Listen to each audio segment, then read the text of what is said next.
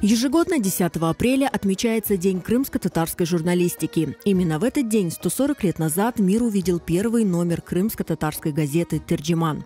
В библиотеке имени Гаспринского каждый год проводят мероприятия, посвященное Дню крымско-татарской журналистики. 10 апреля как-то так сложилось, был проведен круглый стол проблемам крымско-татарской журналистики. И пришли к выводу, это было все в нашем читальном зале, что давайте 10 апреля, мы тогда были, много было писателей, которых уже, к сожалению, нет, и чтобы досконально рассказать, почему этот день, но мы свидетели того, что именно этот день они выбрали. Именно 10 апреля, День крымско-татарской журналистики.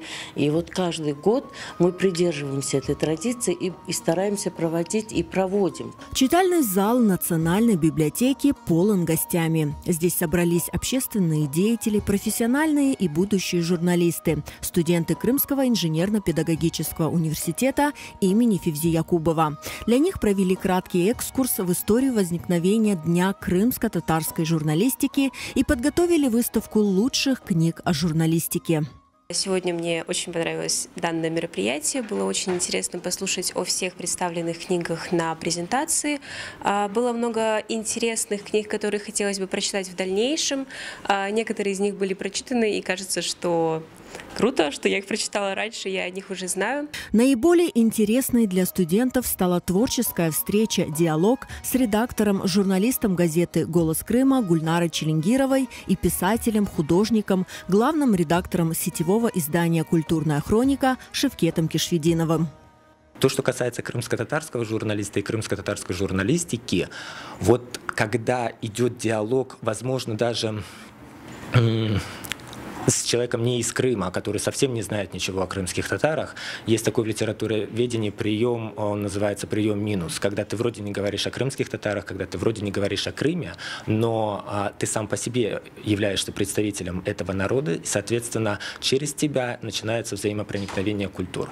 Это первое отличие. А второе, так или иначе, я, например, когда беру интервью, мне всегда интересно у собеседника, у крымского татарина, не крымского татарина, каким он видит настоящее Крыма, как он себе объясняет прошлое Крыма и, возможно, как он себе видит будущее Крыма.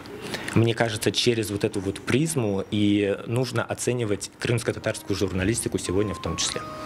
Спикеры поделились с будущими журналистами секретами профессионального мастерства. Мероприятие было очень, во-первых, неожиданным, потому что мы сначала пришли на пары, но нас отправили сюда. Но я об этом не пожалел. Мероприятие было интересное.